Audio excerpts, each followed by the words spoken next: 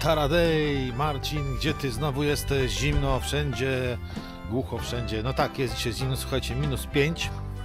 A ja, cóż mógłbym robić innego na tym kanale, jak nie jeździć? O, swoją maszyną. Słuchajcie, dzisiaj jedziemy taką machiną, czyli moją 750 niezawodną, jeszcze nie przerobioną na dual drive, bo jak wiecie, chcę go przerobić na dual drive'a, czyli 750 Bafanga w środek i 750 z tyłu, ona zostanie i ten rower w zamyśle będzie dwusilnikowy. Niestety zagubiłem gdzieś w swoim burdelu silnik, czy on gdzieś tam jest, tylko tych worów mam teraz masę w domu, bo robię coś, nieważne co, ale mam pełno worów i nie mogę znaleźć tego silnika, gdzieś sobie stoi subtelnie, cichutko w kartoniku, ale znajdę go i założę ten silnik i zrobię test. Jestem, słuchajcie, na początku trasy. Tutaj, gdzie z Mają jeździłem, tam macie znaczek, ale go nie widzicie, bo jest za daleko. I dzisiaj też pojadę tą trasą. Marcin, to jest nudne, w te same trasy będziesz jeździł. Nie, bo chcę jechać dzisiaj, chcę zwiedzić północne rejony Jeziora Dąbskiego i chcę dojechać na wybrzeże, skąd widać betonowca, czyli statek betonowiec z czasów II wojny, który tam stoi. Już tam raz kiedyś byłem, ale chcę pojechać w te odludne miejsce z tego względu, że chcę zobaczyć, jak tam dojechać samochodem, bo na drugim moim kanale, Marcel w drodze, na który serdecznie zapraszam, jeżeli lubicie wojaże vanlife'owe, pojechałem tam i nie mogłem tam dojechać, bo zrobili ścieżkę rowerową, zagradzając dojazd do pewnego miejsca, gdzie chciałem dojechać. I dzisiaj chcę to właśnie sprawdzić. Ale to nie wszystko, ponieważ na miejscu zaplanowałem sobie posiłek z racji żywnościowej, wojskowej racji żywnościowej. Jeszcze dzisiaj nic nie jadę, jest godzina 12:30. Spieszę, żeby tam dojechać. Trasa 26 km w jedną stronę, czyli około 50 w dwie strony. Myślę, że będzie zacnie. Mam dwie baterie na pokładzie. Jedna w trójkącie, w środeczku, druga w sakwie, w razie czego jakby energii zabrakło, ale z doświadczenia wiem, że nie zabraknie. Słuchajcie, zanim pojedziemy jeszcze w tą trasę, piękną trasę, ośnieżoną trasę, spójrzcie jaka ładna, to mam dla Was jak zwykle kody promocyjne. Wszystko znajdziecie na mojej stronie marcin.pl w dziale rabaty sklep. Odnośnik macie również w opisie filmu. Jeżeli chcecie zelektryfikować swój rowerek, jest teraz fajny zestaw do kupienia. Silnik 500 W montowany w tylnym kole i macie na niego rabat bardzo duży. Warto teraz kupować zestawy z tego względu, że teraz są niższe ceny, bo jest poza sezonem. W sezonie wzrosną, także jeżeli chcecie, planujecie na przyszły rok sobie zelektryfikować swój rowerek, to jest teraz ku temu najlepsza okazja. Nie wiem, jak długo kody rabatowe będą czynne, także spieszcie się, jeżeli chcecie kupić taniej. Muszę Wam się pochwalić, że ponad 200 osób z mojego polecenia kupiło sobie te zestawy na esulbike.com i sobie chwali. Ja sobie też chwalę. Ja już mam kilka zestawów z tej firmy i jestem naprawdę mega zadowolony. Nie mam żadnej awarii do tej pory, żadnej z tymi silnikami, więc nie ma się co przejmować. Kupujcie, modernizujcie i jeździcie. Patrzcie, jaka fajnie zaśnieżona trasa, kurde. Jadę w takie odludne miejsce. Wziąłem jedną baterię, która ma chyba, nie wiem, z 8 lat już, a druga jest nowsza troszeczkę, 6 lat ma, nowsza. No ta już troszeczkę w dupę dostała, widzę, że już na starcie 50, nie czekajcie, na starcie ma w stanie spoczynku 53,5, 53,6. No już tam w dupę dostała, nawet nie opłaca się jej tam reanimować. Już ją dojeżdżę do końca, ale zobaczymy. No i trzeba uważać, bo może być ślisko, chociaż jadę na oponach klockowych. Ubrałem się na cebulkę, mam bluzę z futrem, kurtkę zimową i na to jeszcze włożyłem kamizelkę bardzo ciepłą. Taki kocyk jest znacznie spoko. Ale coś czuję, że w dinozaura jeszcze jest mi zimno. Zaraz kapturek nałożymy. O, zobaczcie jaki mróz. Dąbskie jezioro skute lodem. Ja tam lubię w takie pogody jeździć. Wolę taką pogodę, jak jest mroźno, niż kurde jak jest zimno i jeszcze tak mokro, jest tak koło zera, +1, +2. Wtedy się jeździ masakrycznie. A jak jest mróz, jest całkiem przyzwoicie. Zobaczcie jaki kurde, jaki lód. Teraz tak się wpierdzielić kurde do tej wody. No, średnia przyjemność, rzekłbym.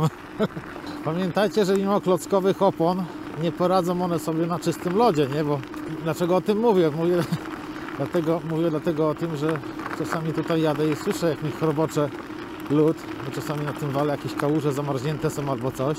I jak w lekki zakręt wchodzę na takim czymś i wjadę w takie coś, to czuję, jak mi przód delikatnie ucieka, także można glebę zaliczyć. Ja już wielokrotnie leżałem, nawet nie w zimie. Najgorsze są okresy takie jesienne właściwie, o, gdzie pełno liści leży. Nie widać, co jest pod tymi liśćmi. i wielokrotnie już wywaliłem na korzeniu, zwykłym korzeniu, który był w poprzek jeszcze pod ukosem, że wiecie, wjeżdżacie z impetem, poślizg przednie koło i bach! I nie ma was. Kurde, ale śmierdzi gównem. Znowu to samo miejsce, dziwne, zamarznięte, wszystko dalej napierdziela. No tu jest rozmarznięte, to kurde jakieś ściechory są tutaj, kurde nielegalistyczne. Ktoś tu ścieki wywala. No bo skąd ten smród? Pamiętacie, nie? Tutaj byłem. Tyle, że w lato. Bardzo fajna miejscówka. No, ale my lecimy dalej. Teraz lecimy dalej. Sceptycy, jeżeli chodzi o rowery elektryczne, mówią, że co to za jazda, rower sam jedzie, kurde. Jestem zbyt młody, żeby jeździć rowerem elektrycznym. Jak będę starszy, to będę jeździł. No nic bardziej mylnego. Zobaczcie, jadę na 3. stopniu wspomagania na poziomie 300 W. Średnia prędkość 28 na godzinę. Pedałuję sobie delikatnie. Czuję, że jest mi gorąco. Tak, bo się dobrze ubrałem. Ale jak się ubierałem, nie było mi tak gorąco. I czuję, że to właśnie jest od tego pedałowania. No i też delikatną zadyszkę, taką delikatną naprawdę mam. To nie jest tak, że na rowerze elektrycznym siadacie jak na skuterze, manetka i jedziecie. Oczywiście można tak, jeżeli ktoś tak lubi jeździć na samej manetce, ale powiem wam ze swojego doświadczenia, że no, jadąc rowerem, gdzie trzymacie nogi na pedałach, jadąc na manetce się po prostu, jak dla mnie, nie da na dłuższą metę, ponieważ samemu chce się popedałować. No. Owszem, no, znajdą się tacy, że będą na samej manetce jeździć, ale ja mówię, jak jest to u mnie. Po prostu nogi same lecą, żeby po prostu poruszać po prostu nimi. I stąd ten wysiłek na rowerze elektrycznym, pojedzie się dalej, szybciej, a można zmęczyć się dokładnie tak samo. Patrzcie, ktoś tędy sunął dosyć niedawno. No przejechałem dosłownie połowę drogi w jedną stronę, już 13 km mi zostało i już widzę, że muszę bardziej osłonić nogi od zimna, bo mi w stopy zimno. Mimo, że mam podwójne skarpetki, zaraz będziemy gdzieś tu przejeżdżać koło wraku kutra takiego zatopionego. Na mieliźnie stoi. Patrzcie jakie niebo tam niebieskie, taka dziurka, kurde, widzicie? O, patrzcie jakie piękne wtyki. Pięknie, żeście zaprezentowały się w kamerze. Strasznie się cieszę, jaram, bo jutro jadę na Van Life'a. Znowu z moimi przyjaciółmi z mojej grupy Van Life'owej. Pozdrawiam serdecznie, jeżeli oglądacie. Naprawdę się cieszę, na każde spotkanie, kurczę, jak jedziemy, się tak cieszę, kurde. To niewiarygodne, że w tak krótkim czasie nasza grupa, no ile, niecały rok trwa. A kurde, tak się zżyliśmy i się przede wszystkim bardzo lubimy, bo nadajemy na tych samych falach. I to jest właśnie, to jest piękne. O, widzicie? O tym mówiłem. Wrak tego kutra. Zastanawiam się, jak te graffiti tam rysują. Może właśnie w takiej porze, że po lodzie przechodzą i tam rysują. Ten wyświetlacz, kurde, znowu zaparował. Dlatego, że mam wtyczkę włączoną. Tam trzeba zabezpieczyć, wyciągnąć i tą gumkę zasłonić, żeby właśnie nie parowało od środka. Kurde, no ale jak zwykle zapomniałem. Muszę to robić, bo kurczę, takie zaparowywanie i odparowywanie może szybko zniszczyć elektronikę. Teraz, drodzy widzowie, stoicie przed wyborem. Kliknij na ekranie, czy mam jechać w lewo, gdzie czeka mnie trudniejsza, dziksza trasa, czy w prawo, trasa rowerowa, porządna, wybrukowana. Twój czas, aby dokonać wyboru.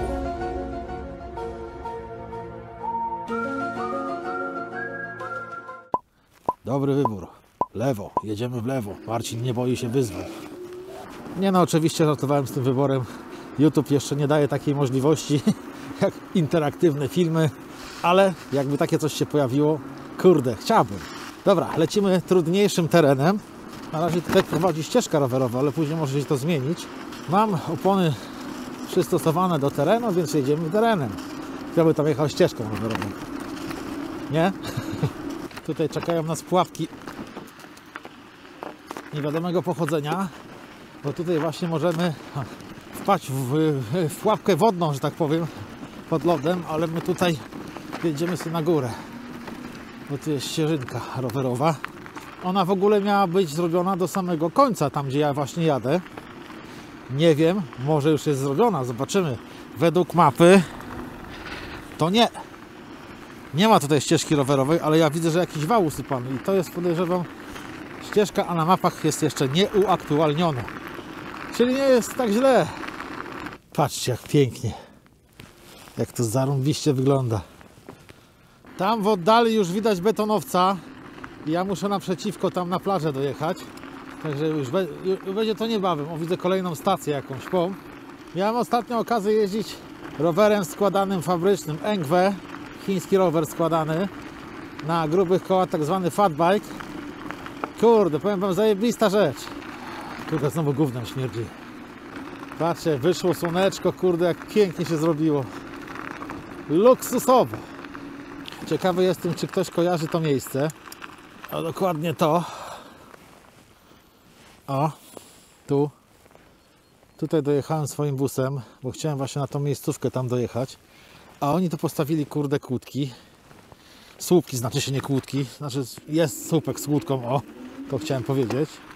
Tam jest kłódka na dole. Ja tutaj dojechałem i nie mogłem dojechać. Po co to zrobili? Kurde, tam jest taki fajny teren. Zresztą zaraz zobaczycie. Jak tam, a tam może jakoś ludzie dojeżdżają. Muszę to sprawdzić. Najpierw tam dojadę, a wracając z powrotem spróbuję skminić, jak oni tam wjeżdżają. Ale tam nie ma innej drogi. Bo kiedyś to normalnie można tutaj było wjechać. Wjeżdżało się, nie było chyba tego wału jeszcze. I wjeżdżało się tu i zjeżdżało. Patrzcie, tutaj, widzicie? Tu ktoś zjechał. Normalnie i to dosyć widzę chyba niedawno. A wiem, bo już tutaj byłem, kurde. Nieraz byłem. Znaczy, kiedyś tutaj byłem i tam normalnie samochody stały. O, teraz taki teren bardziej niż offroadowy. Trzeba trochę prędkość zwolnić, żeby się nie wypieprzyć. No, tutaj już by było ciężko przejechać samochodem. To są tereny zalewowe w ogóle, powiem wam. Może teraz by się dało przejechać, bo jest zamarznięte wszystko. Wszystko jest, kurde, zalane, nie? Ale jakby trochę odpuściło, nie ma mowy. Nie ma mowy. Przed chwileczką przez takie kocopoły przejeżdżałem, że w życiu. Także widzicie, tu jest 750, ale w zupełności 500 wam wystarczy, bo ja nie przekraczam 300-400 watów mocy. Cały czas jadę i nie ma najmniejszego problemu. A poza tym 500, jak i inne też silniki, to jest taka, wiecie, wartość umowna, marketingowa można powiedzieć, bo można przekraczać te moce nawet i dwukrotnie. Standardowo jak się kupuje nawet 500, to te 750 do 800 pakujecie. Standardowo mówię, bez problemu. Także 500, a jedziecie 750, 800. Pod spodem jest lód w tych takich nieckach. Co prawda pęka pod moim najazdem, ale różnie bywa, nie? Tak generalnie rower trzyma się jak popierniczony, jakby na szynach jechał. No i teraz jest tak gorąco, jak ktoś mi powiedział, elektryk, kurde. A przejedźcie się tutaj zwykłym rowerem teraz. Masakra. Dojeżdżając tutaj do końca, dojechałbym do miejsca, gdzie po drugiej stronie Iny byłem na swoim vanlife, poznałem tu w ogóle takiego fajnego rolnika, który wypasał krowy i tyle poznałem, tyle się dowiedziałem o wypasie krów. Romek, o ile dobrze pamiętam, to pozdrawiam, jeżeli ogląda, ale pewnie nie ogląda. No ale nieważne. No i tam bym dojechał do ujścia Iny, a ja jadę tam. Patrzcie, a tu w ogóle jest jakiś cmentarz. Widzę nagrobki, znicze tam stoją. Ciekawa sprawa. Nawet nie wiedziałem. Widzicie, tutaj normalnie droga prowadzi, bo tu kiedyś można było dojechać samochodem. Ale nie. Ścieżkę rowerową pierdyknęli i zagrodzili. No kurde, dla mnie to jest bez sensu. O, piękny betonowiec, ja już go widzę, wy go zaraz zobaczycie. To jest jakaś masakra, słuchajcie. O, widzicie? O tym mówiłem. Tutaj się można niemiło zaskoczyć. Dlatego polecę lepiej środkiem, bo tutaj dookoła jest wszędzie woda. Słuchajcie. Na poziomie drogi. O, widzicie? Patrzcie. Nie ma tu nikogo? Nie mam za to. Typowo może być. Zobaczcie, jak pięknie ten betonowiec teraz się eksponuje. Byłem tutaj kajakiem. Pływałem, ale za blisko nie podpływałem. Będę musiał to nadrobić. No i jesteśmy przy betonowcu. Pamiętacie tego małego sukinsyna? No, byłem tutaj kajakiem, kurde, już mówiłem. Cały łeb mnie spędzi od tej czapki. Strasznie nie lubię czapek. No ale jest zima, jest zimno, więc trzeba te czapki nosić, nie?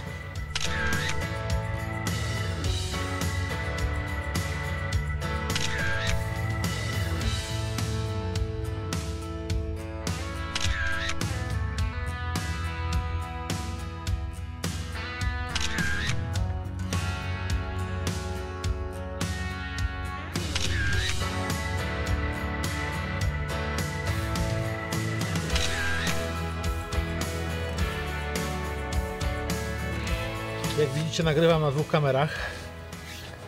Ten DJI Osmo Pocket 3 jest po prostu rewelacyjny. Ja nie wiem, czy na tym kanale mówiłem, że mam teraz dwie kamery.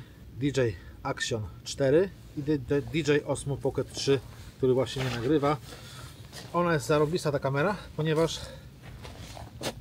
jak widzicie, mogę sobie chodzić, ona mnie śledzi za każdym razem, taki efekt kamerzysty, mogę się schylić i ona za każdym razem będzie mnie śledzić.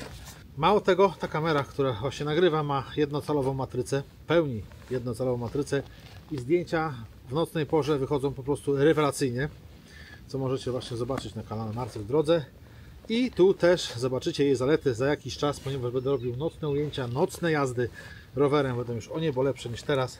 Ta kamera natomiast świetnie sprawdza się właśnie jako kamera, która jest zamontowana na piersi. Ona ma po prostu szerszy kadr i lepiej widzi. Tamta ma węższy kadr niestety, no coś za coś. Dlatego tej kamery używam jak właśnie jadę, lepiej wtedy widzicie, lepiej, wszystko fajnie jest ekstra. A tamta jest taka stacjonarna na statywy. Jeszcze jedną zaletą właśnie jest jej to, że ma mechanicznego gimbala. Nie ma już elektronicznej stabilizacji, tak jak ma DJI Action 4, tylko właśnie ma manualną na gimbalu, co przekłada się na lepszą jakość stabilizacji obrazu po zmroku, w ciemniejszych miejscach. Nie ma tej efektu takiego galarety takiej. Mnie to strasznie wkurzało. Ja pod tym względem niestety jestem profesjonalistą, dlatego inwestuję, żebyście Wy mieli lepszą jakość oglądania. I myślę, że to się sprawdzi. No i też sam dla siebie, bo lubię nagrywać i lubię mieć dobrej jakości nagrania. GoPro sprzedałem. Moja historia z GoPro skończyła się, miałem 7, 9, 11. Dobrej jakości materiały nagrywa GoPro, tego muszę przyznać. W połączeniu z Media Modem, rewelacyjny dźwięk podczas jazdy. No tutaj muszę używać, nie wiem czy widzicie, bo jest, o, ptactwo się zerwało. Bezprzewodowy mikrofon tutaj jest, z tak zwanym martwym kotem, dzięki czemu nie ma efektu tego buczenia wiatru. W tamtej kamerze też mam bezprzewodowe mikrofony, chociaż teraz nagrywam bezpośrednio z mikrofonów Pocketa 3. Z mikrofonu jest jeszcze lepszy i jeszcze jedną zaletą tej kamery jest to, że tam nie potrzebujecie odbiornika, tylko transmitter, taki jak tutaj, i nie ma odbiornika, ponieważ odbiornik wbudowany jest bezpośrednio w kamerę. Włączam to urządzenie, zaraz się chwilę potrwa, podłączył się właśnie mikrofon bezprzewodowy, mogę się teraz oddalić i nagrywa. Także tak to właśnie wygląda. Przerzuciłem się na markę DJI. Jestem mega zadowolony. Jakość obrazu jest po prostu zajebista, zwłaszcza z Pocketa 3. To raz. Druga sprawa, zero jakichkolwiek zawieszeń. Tą testuję kamerę trochę dłużej. Nie było jeszcze ani jednego przypadku, żeby ta kamera odmówiła posłuszeństwa. Czy to teraz właśnie na mrozie, czy w ciepłe dni. W ciepłe dni przegrzała się, ale to wynika z charakterystyki kamer sportowych, że mają obudowie, nie ma chłodzenia, ale i tak nagrywałem wtedy bardzo długo i ona się wyłączyła, po prostu przegrzała. Wystarczyło 5 minut i dalej mogła nagrywać. To jest akurat normalne, ale jeżeli chodzi o jakiekolwiek zawieszenie, nie było z tym najmniejszego problemu. Nigdy. Z DJI Pocketem tak samo nigdy. Żegnaj GoPro. Jeżeli kiedykolwiek poprawicie funkcjonalność tych kamer też, będę wtedy zachwycony. Bo tam wiecie, GoPro poszło w takie rzeczy, że no po co ta ramka dodatkowa, żeby lepszy dźwięk był. Jak można wszystko założyć od razu w kamerze. Nie, bo Wy macie kupować akcesoria.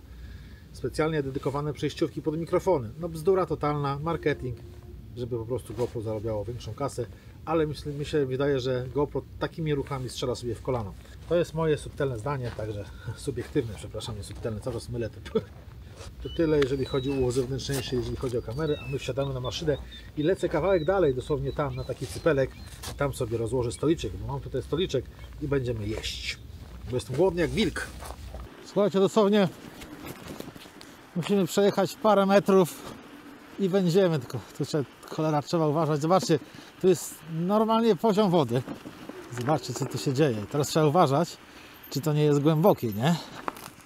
Musiałem tu bokiem przejść, bo tu się bałem przejechać, bo to bez sensu. Rower już mi tam wpadł dosyć głęboko, z 15 cm, a nie daj Boże wywali się w takim czymś, to już w ogóle. I kolejne, zobaczcie, to wszystko jest lód. Tu jest wszystko pozalewane. Nie ryzykuję, przejdę bokiem. Zobaczcie, gdzie jestem. Ci, co śledzą mój kanał Marta w drodze, wiedzą, że tu pływałem kajakiem. Tutaj sobie dobiłem, a tu jest taka... Tu radar jest, nie wiem co to jest. Tam kolejna wieża. Okamerowane to wszystko. Więc sobie polecimy kawałek dalej. Tam takie są jakieś ruiny jakiegoś domku albo coś takiego. A tu jest jakaś taka stara przystań. Widzę, że ktoś tutaj wysiadał dosyć niedawno. Z łódeczki, kroczył sobie. Powiem wam, dojechać tutaj to jakaś masakra, kurde. Wszystko pozalewane. Masakry, czy nie widać pod śniegiem, ile tej wody jest. Raz koło wpadło mi w rowerze prawie po osie. Dobra, przejdźmy gdzieś tam kawałek dalej, żeby te kamery nas nie widziały. Zajmiemy się żarciem, bo już mi język ucieka, wiecie gdzie. No to taki mały urbex. Tu jakiś budynek jest. Nic nie widać. Nic nie ma. Warunki polowe, żarcie. A żar będę, słuchajcie, taką rację żywnościową, mam ich trochę. Więc tak sobie pomyślałem, kurde, jadę w teren, po co brać jakieś cokolwiek, jakąś kiełbasę czy kabanosy, jak wezmę sobie taką rację żywnościową, to jest taka jedna posiłkowa i sobie po prostu zrobię, nie? A głodny jestem, jak powiem wam, jak wilk. Co my tu mamy? Same dobre, patrzcie. Mamy tutaj główne danie, to gulasz węgierski, pancerwafle, miód, słomkę nawet dali. To jest bezpłomieniowy podgrzewacz do tego gulaszu węgierskiego. Koncentrat napoju herbacianego, mielonka wieprzowa, tu jakieś gratisy, że tak powiem. Kurde, przydałoby mi się coś, żeby mógł usiąść, ale nie mam na czym. Czekajcie, co tu jest? Bezpłomieniowy. Otwórz plastikową saszetkę w miejscu ze strzałką, wypełnij wodą około 100 ml. Po wojskowemu, kurde. A jak? Dobra, lejemy 100 ml wody. Teraz to trzeba zawinąć. Wstawić to. No i czekamy. Zobaczymy, co to będzie. Czekajcie, wygodnie się siedzi w dupę jeża. Powiem wam, że na razie dupa. Boże, łamacze zębu. Jak trafię na kminek, to jestem w niebo wzięty. A ta mielonka dobra. Czy coś ściągnę te okulary, bo one tak ściemniały, że nic nie widzę. Coś tam się zaczyna robić, ale kurde. O! Działa, patrzcie. Patrzcie, co się dzieje. Odpaliło się. Nalałem zimnej wody. To wszystko było zimne. Pewnie dlatego. Czyli będziemy jeść ciepłe. Ja się trochę przetestowałem tych racji żywnościowych i powiem wam, że nie wiem, ja chyba nie jestem wybredny, bo jeszcze nie spotkałem czegoś, żeby mi nie smakowało. Dzisiejszy odcinek będzie troszeczkę inny. Będzie taki dłuższy. Ciekaw jestem, jak wy go odbierzecie. Nie tylko rower, ale połączenie różnych takich rzeczy. Jedzenie właśnie, informacje różne. Piszcie w komentarzach, czy podobają się takie wam właśnie wyprawy. Co jeszcze mogło być ciekawe? Piszcie w komentarzach. Tu nawet papier do dupy jest, słuchajcie. Możecie się nażreć i zestrać później. O, to jest chusteczka mokra, można coś wytrzeć. Jak się na przykład ręce obesracie po sraniu. O Jezu, muszę odpocząć trochę. Ciekawe, czy na tej wieży tutaj nie ma jakiejś kamery, w którą patrzę w tą stronę, to bekę by mieli. Gościu przyjechał, kurde, rozbił sobie stoliczek, leży, kurde, i żre coś. Zajebiście. I wiecie co? Mam to w dupie. Tak lepiej widać. Ostatnio wróciłem ze swojego van life'a i kurde, taki chory byłem, znaczy chory. Już będąc na van life'ie czułem, że mi strasznie usta pieką. Po prostu tam było bardzo zimno. I jak przyjechałem, to słuchajcie, widzicie zresztą tu i tu takie zimna mi powyskakiwały, że Jezus Maria, ani to kurde się gdzieś pokazać. O, w dupę leży, ja tu sobie tylko tak położę się. O! Prześpię się trochę i będzie dobrze. Kurna, czemu nie mówicie cały czas, że mam czapkę odwrotnie, kurde, z metką na zewnątrz? Nic nie mówicie, cały kurde odcinek, czapka w drugą stronę. Kurde, szybciej, bo głodny jestem.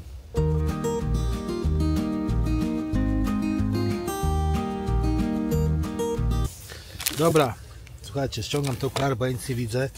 Jemy, bo głodny jestem. Normalnie jest to gorące. Mam takie śliskie ręce. Nie mogę tego... Teraz wiem, dlaczego są chusteczki mokre. Patrzcie, jakie solidne kawały mięsiwa. I tu jest ich pełno. Raz, 2, 3, 4, 5, 6, 7, 8, z 9 przynajmniej. Tak mięciutka wołowinka.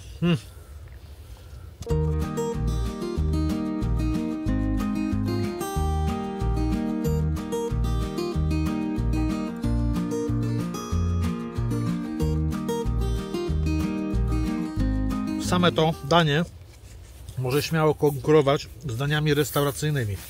To jest tak dobre, tak mięciutka wołowina. Muszę się położyć, bo kurde na kucaka siedzieć to.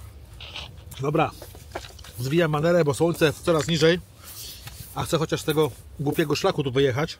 Elegancko, wszystko posprzątane. Jakby ktoś się pytał, gdzie mam stolik, to mam tutaj. On jest to wypchany i schowany. Dobra, spadamy, bo zobaczcie, jak słoneczko chyli się ku zachodowi. Trzeba lecieć w chatę. No dobra, to lecimy. Pierwszy przejazd już tutaj będzie zaraz taki do dupy. Generalnie są 3 takie przejazdy do dupy. Tu trzeba boczkiem, bo tutaj jest na bank głęboko i sam lód. Przechodzimy. To jest ten łatwiejszy przejazd, bo tam dalej jest gorszy. Jezus Maria, jak się nażarłem. Bo tu jest taka cienka warstwa wylana na płyty jumbo, dlatego da się przejść. Podejrzewam, że po tym też dałoby się przejść, ale ryzykować nie będę, wiecie? No i ostatni ten przejazd tutaj. Aha, bo tu trzeba iść tędy, dobra. Tędy nie przejedziemy teraz. No i teraz jakoś poszło. Ciekawe, czy mi baterii starczy tej, co mam tutaj do przyjazdu z powrotem. Kurde, wszędzie gdzie tam przebije tą wodę, to takim gównem napierdziela. Pewnie to było to. Tutaj już niespodzianek raczej nie powinno być. Patrzcie, widzicie, jak to wszystko zalane jest? Dosłownie właśnie mówię, miejscami woda stoi na równi z drogą. O kurwa! O, właśnie o tym mówię. Kaptur zakładałem akurat i się wpierdzieliłem. Trzeba jechać po śladach swoich, którym się tu przyjechało. Właśnie się wywaliłem, kurde. To dokładnie 2 sekundy po tym, jak wyłączyłem kamerę, zaliczyłem totalnego szlifa, że tak powiem. Zobaczcie. Tutaj poleciałem kołem, widzicie? I chciałem uciec na tamtą stronę, bo tam myślałem, że jest woda. Bo tam już się wpierdzieliłem w coś. I o, proszę. To jest to, o czym mówię. Tu, widzicie? Koło poszło. Bokiem. I tu jebut. Proszę bardzo, to moje pobojowisko całe. W efekcie czego? Skrzywiłem kierownicę, ale już ją naprostowałem, ale urwałem kabel USB, który ładował mi telefon. Telefon wypadł.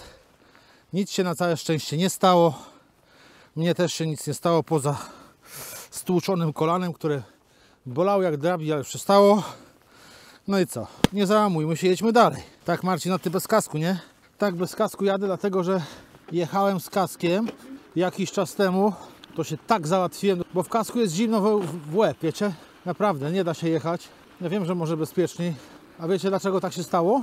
Dlatego, że stwierdziłem, słońce jest nisko, parę kilosów do przejechania, a ja mówię, przyspieszę i zapierdzielałem. A to jest błąd. Nie wolno tego robić. Widzicie, nawet taki stary wyga jak ja w klimatach rowerowych popełnia błędy, także to jest normalne. I teraz powiem oczywistą rzecz. Nieważne, jak będziesz się starał, jak będziesz uważał, nie unikniesz w swoim życiu gleby rowerowej. Dobrze, że spodni nie rozebrałem, ale powiem wam, że upadek na tą zmrożoną ziemię to jak o beton, kurde. No ale grubo jestem ubrany na cebulkę, to już upadłem jak cebulka po prostu. Patrzcie, jaki zachód słońca się robi. Teraz go zajebiście słońce widać za chmurkami. No jeszcze trochę i zajdzie.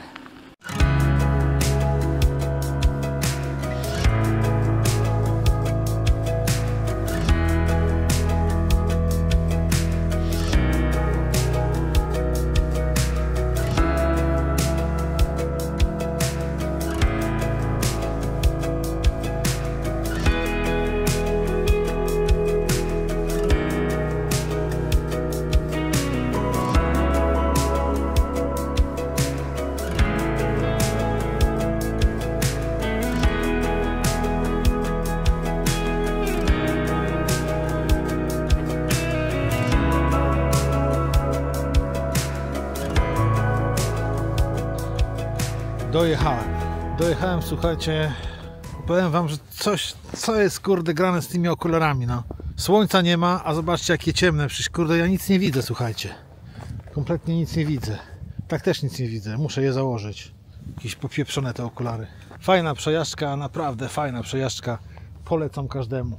Widzicie, bateryjka, stara bateryjka, 8-letnia, daje radę. Zasięg 60 km na dość konkretnym wspomaganiu. Jakbym jeździł oszczędnie, tak jak ja to zazwyczaj robię, to spokojnie myślę, to 80, 90 bym zrobił jeszcze Także nie wszystko chińskie jest do dupy, jak to się mówi. Zjeżdżam na chatę, jestem zmrożony, gębę mam tak zmrożoną, że już ledwo mówię, ale warto tego było, warto. Ja Wam tylko przypomnę, jeżeli chcecie sobie tak pośmigać jak ja, nawet zimę, widzicie taką porą, to zerknijcie w opis filmu. Tam macie link do mojej strony, na której znajdziecie ciekawe oferty na zestawy do elektryfikacji. Między innymi zestaw 500 W w bardzo atrakcyjnej cenie z moim kodem rabatowym. Dostaniecie naprawdę w bardzo, bardzo fajnej, niskiej cenie. Zapraszam. Opis filmu, a my widzimy się w kolejnych materiałach. Trzymajcie się. Cześć.